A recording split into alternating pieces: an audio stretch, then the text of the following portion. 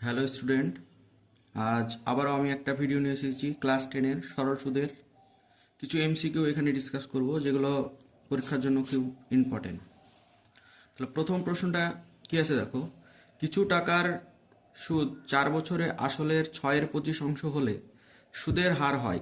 Option A আছে 4%, option B আছে 6%, option C আছে 8% এবং অপশান ডি হচ্ছে নান, মানে কোনোটি নয়। তাহলে এই অঙ্কটা কিভাবে আমরা সলভ করব দেখো। তাহলে এখানে কি বলে দিয়েছে, সময় বলে দিয়েছে 4 বছর এবং সুদ হচ্ছে আসলের কত অংশ, 6/25। তাহলে যদি আমরা আসল ধরে নিই x টাকা, তাহলে আসল ধরে নিলাম কত x, তাহলে সুদ কত হবে, সুদ হচ্ছে আসলের 6/25। তাহলে কত হবে 6x/25 টাকা।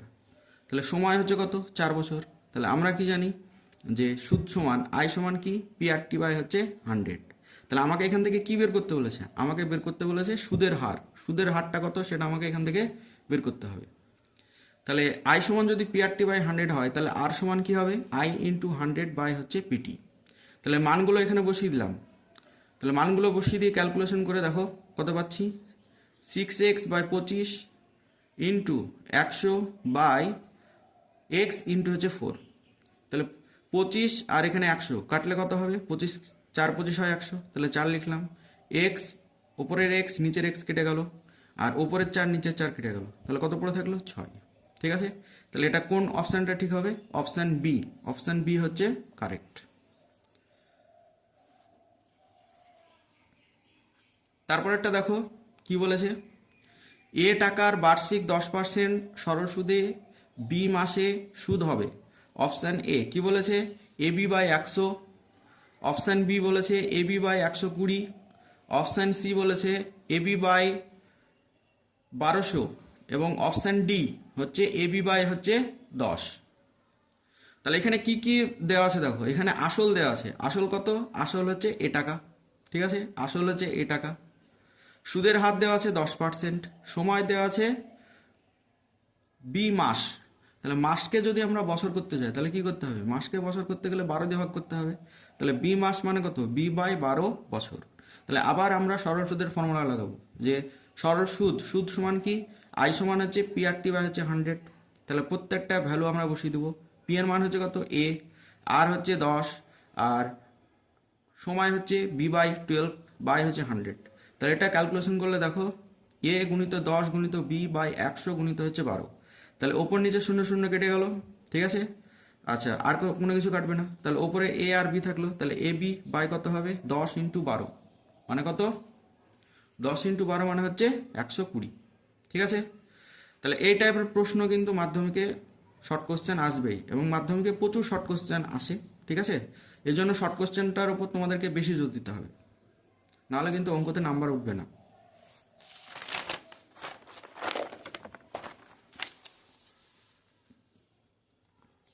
তারপরে দেখো 3 নম্বর অঙ্কটা কি বলেছে, বার্ষিক x% হার সুদে কোনো মূলধনের x বছরের সুদ x টাকা হলে মূলধনের পরিমাণ, তাহলে মূলধনের পরিমাণ কত হবে সেটা আমাকে বের করতে হবে। অপশান এ বলেছে কত x টাকা, অপশান বি বলেছে 100x টাকা, অপশান সি বলেছে 100/x, অপশান ডি বলেছে 100/x² টাকা। তাহলে এখানে কি কি বলা আছে দেখো, এখানে সুদের হার বলা আছে x%, তারপরে সুদ বলা আছে x টাকা, সময় বলা আছে কত x বছর। তাহলে আমরা সরল সুদের ফর্মুলা লাগাবো। সরল সুদ আই সমান কি PRT/ হচ্ছে কত 100। তাহলে এখানে আমাকে কি বের করতে হবে, আমাকে এখানে বের করতে হবে হচ্ছে মূলধন, আসল মানে পি এর ভ্যালুটা আমাকে বের করতে হবে। তাহলে পি সমান আমরা কি জানি দেখো, এই সমীকরণ থেকে কি পাচ্ছি, পি থেকে পি বের করে নেবো এখান থেকে। তাহলে পি সমান হচ্ছে I × 100/r × হচ্ছে টি। তাহলে মানগুলো বসিয়ে দাও, x ইন্টু কত 100/x ইন্টু হচ্ছে x, আর এর মানও x, টি এর মানও হচ্ছে x এবং আই এর মানটা হচ্ছে x। তাহলে উপর নিচে x কেটে গেল, তাহলে কত থাকলো 100/x। তাহলে আসল কত পেলাম 100/x। আচ্ছা তারপরে প্রশ্নটা দেখো কি বলেছে, 30 বছরে কিছু টাকা সুদে মূলে 3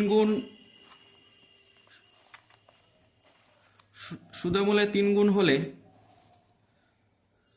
সুদের হার হবে। তাহলে কি বলেছে, 30 বছরে কিছু টাকা সুদে মূলে 3 গুণ হলে সুদের হার হবে। তাহলে সুদের হার হবে, অপশান কি আছে, অপশান আছে এ আছে 4.2/3%, অপশান বি আছে 5.2/3%, অপশান সি আছে 6.2/3%, অপশান ডি আছে 7.2/3%। তাহলে এখানে কি কি দেওয়া আছে? এখানে দেখো সময় দেওয়া আছে 30 বছর দেওয়া আছে, সুদে মূলে 3 গুণ হবে তা বলেছে, মানে আসল যা রাখবে তার 3 গুণ তুমি কি পাবে? সুদ আসল পাবে। ধরো তুমি 1 লাখ টাকা জমা রেখেছো, তাহলে তুমি 30 বছর পর তুমি পাবে 3 লাখ টাকা, মানে সুদ মূল মানে সুদ এবং আসল মিলে হবে 3 গুণ। ঠিক আছে, তুমি যদি 1 টাকা রাখো তাহলে তুমি পাবে 3 টাকা। ঠিক আছে, তাহলে যদি আমি আসলটা এক্স টাকা ধরে নিই, তাহলে সুদ আসল কত হবে? সুদ আসল হবে কি? আসলের হচ্ছে 3 গুণ। তাহলে যদি আমি এক্স টাকা ব্যাংকে রাখি, তাহলে আমি কত টাকা পাবো? 3x টাকা পাবো। ঠিক আছে, তাহলে সুদ আসল যদি আসল x টাকা হয়, তাহলে সুদ আসল কত হবে? 3x টাকা। তাহলে সুদ কত হবে? সুদ আসল থেকে যদি আসল বাদ দিয়ে দেয়, দেখো সুদ আসল কত? সুদ এবং আসল মিলে হচ্ছে 3x টাকা। তাহলে তার থেকে আমি কি করব? আসলটা বাদ দিয়ে দিব। তাহলে আসল হচ্ছে কত? এক্স। তাহলে পড়ে থাকলো কত? সুদ। সুদটা হচ্ছে কত? 2x। তাহলে এখানে সময় কত? সময়টা হচ্ছে 30 বছর। তাহলে আবার আমরা জানি যে কি আই সমান কি PRT/100। তাহলে এখান থেকে আমাকে কি বের করতে বলেছে? এখান থেকে বের করতে বলেছে সুদের হার। কি বের করতে বলেছে? সুদের হার। তাহলে সুদের হার আর সমান কি হবে? আই ইন্টু 100/P ইন্টু কত?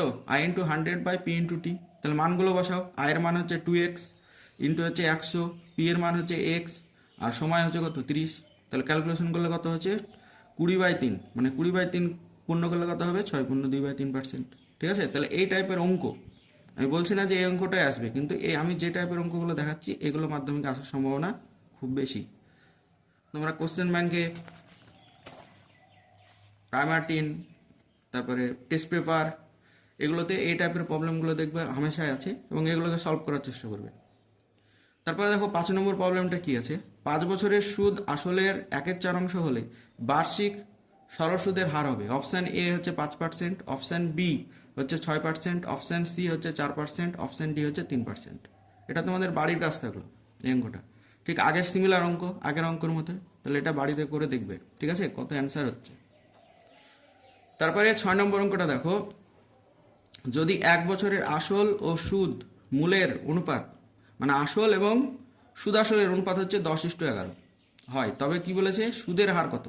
তাহলে অঙ্কটা কি বলেছে দেখো, যদি 1 বছরে আসল এবং সুদমূল, সুদমূল মানে কি? সুদ এবং আসল, সুদ আসলের অনুপাত হচ্ছে 10:11, তাহলে আমাকে কি বের করতে বলেছে? যে সুদের হার কত, মানে আরটা বের করতে হবে। তাহলে আমি ধরে নেবো যে ধরি আসল হচ্ছে কত? ধরি আসল হচ্ছে 10x, তাহলে সুদ সুদ আসল কত হবে? সুদ আসল হচ্ছে 11x। তাহলে সুদ কত হবে?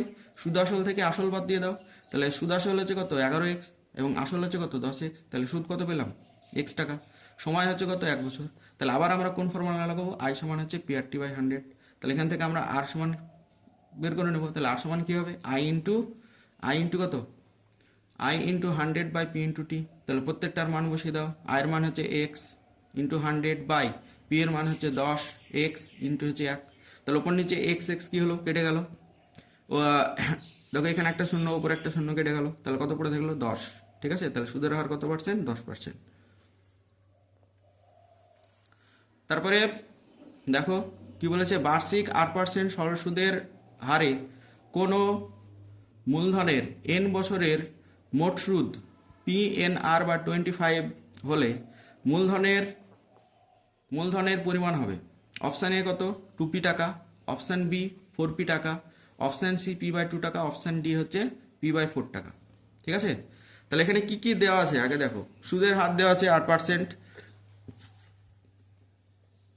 তারপরে সময় দেওয়া আছে n বছর, সুদ দেওয়া আছে কত? PNR/হচ্ছে 25। তাহলে আই সমান কত? PNR/25, সুদের হার 8%, সময় হচ্ছে n।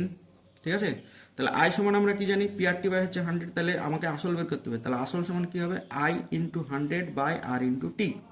তাহলে মানগুলো বসিয়ে দাও। তাহলে PNR/25 ইন্টু 100/R ইন্টু হচ্ছে n। তাহলে কাটাকুটি করলে কত হবে? 25, 4 25 হয় 100, n কেটে গেল, n কেটে গেল। ঠিক আছে, 4 25 হচ্ছে 100, আর কেটে গেল, তাহলে থাকলো কত? 4, আর এখানে হচ্ছে p, তার মানে হচ্ছে 4p। তাহলে কোন অপশানটা ঠিক হবে? অপশান হচ্ছে বি, অপশান বিটা হবে কারেক্ট। তাহলে আজ এ পর্যন্তই। ভালো লাগলে আমার চ্যানেলটাকে সাবস্ক্রাইব করো। এভাবে আমি আরও ভিডিও নিয়ে আসবো, শর্ট কোশ্চেন, ব্রড কোশ্চেন, ঠিক আছে? ভিডিওটি দেখার জন্য ধন্যবাদ।